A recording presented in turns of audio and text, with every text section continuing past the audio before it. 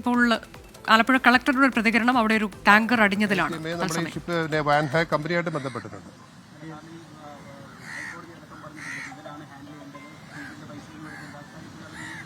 ഇല്ല, നമ്മളിപ്പോൾ ഒരു ഡയറക്ഷൻ കൊടുത്തേക്കുന്നത് ഇന്ന് ഉച്ചവരെ നമ്മൾ ശരിക്കും മാൻഹൈ ടീമിന്റെ ഒരു ആൾക്കാർ ഇന്ന് എത്തി തുടങ്ങി. മറ്റേ നേരത്തെ MSCയുടെ കമ്പനിയുടെ ആൾക്കാർ പെട്ടെന്ന് പിറ്റേ ദിവസം തന്നെ ചാലുവായിരുന്നു. പക്ഷെ ആ ഒരു സിസ്റ്റത്തിൽ അവർ വന്നില്ല. അപ്പോൾ നമ്മളൊരു ഡയറക്ഷൻ കൊടുത്തേക്കുന്നത് ഇൻ കേസ് അവർ വന്നില്ലെങ്കിൽ നമ്മൾ MSCയുടെ ആൾക്കാരെ കൊണ്ട് ചെയ്യിക്കും ഓൺ പേയ്മെന്റ് ബേസിസ്.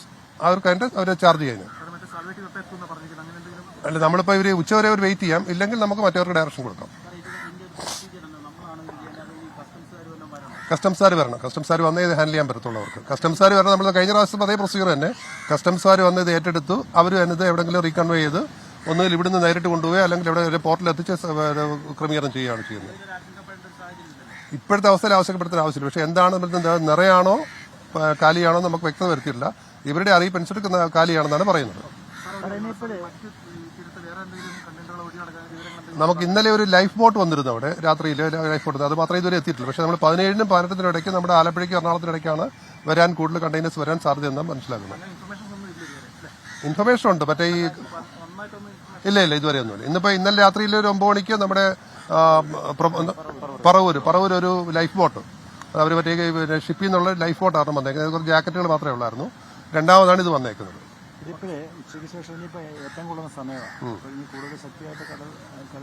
കടൽ വരാൻ സാധ്യത. പക്ഷെ നമുക്കിത് ഒരു സേഫ് ഡിസ്റ്റൻസ് കീപ്പ് ചെയ്യുക, അല്ലാതെ നമുക്ക് വേറെ ഒന്നും ചെയ്യാൻ പറ്റത്തില്ല.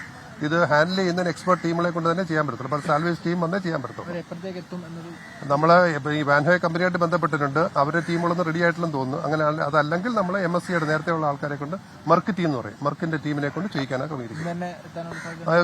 എന്ന് വെച്ച് കഴിഞ്ഞിട്ട് ഉച്ചവരെ നമ്മൾ വെയിറ്റ് ചെയ്യാനാണ് പറഞ്ഞേക്കുന്നത്. അല്ല, പെർമിഷന്റെ അല്ല. ഇതെന്തായാലും പൊട്ടിത്തെറിക്കുന്ന ലിക്വിഡോ ഗ്യാസോ ഒക്കെ ആണെങ്കിൽ നമ്മൾ കൈകാര്യം ചെയ്ത് ബുദ്ധിമുട്ടാവരുത്. അത് നമുക്ക് അതിന് എക്സ്പെർട്ടൈസ് ഇല്ലാത്ത സാൽവേജ് ടീം അവർക്ക് അറിയാം. എക്സ്പെർട്ടൈസ് ഉള്ളവർ ചെയ്യുന്നതായിരിക്കും നല്ലത്. ആലപ്പുഴ തീരത്ത് ഒരു ടാങ്കർ അടിഞ്ഞു. അതിലുള്ള പ്രതികരണമാണ് കളക്ടർ ഇപ്പോൾ നൽകുന്നത്. ഇതിൽ കസ്റ്റംസ് അധികൃതരുടെ പ്രാഥമിക പരിശോധന വേണ്ടതുണ്ട്. കൂടാതെ കപ്പൽ കമ്പനി അധികൃതരെ അറിയിച്ചിട്ടുണ്ട്. അതിൽ തുടർ പരിശോധനകൾ ആവശ്യമുണ്ട്. അപകടകരമായ വസ്തുക്കളാണ് എന്നുള്ളതിൻ്റെ സൂചനകൾ നേരത്തെ വന്നതാണ്. അതുകൊണ്ട് തന്നെ അത് സൂക്ഷ്മതയോടെ വേണം കൈകാര്യം ചെയ്യാൻ എന്നതാണ്. കപ്പൽ കമ്പനി അധികൃതരെ അറിയിച്ചിട്ടുണ്ട്. ഉച്ചവരെ കാത്തിരിക്കും എന്ന് പറയുകയാണ്. ഒപ്പം മെർക്കന്റൈൽ ഉദ്യോഗസ്ഥരും ഈ ഭാഗത്തേക്ക് എത്തുകയും അവർക്കാണതിൽ കൃത്യമായ പരിശോധനകൾ നടത്താൻ പറ്റുകയും ചെയ്യുന്നത് എന്നതാണ് കളക്ടർ അറിയിച്ചത്.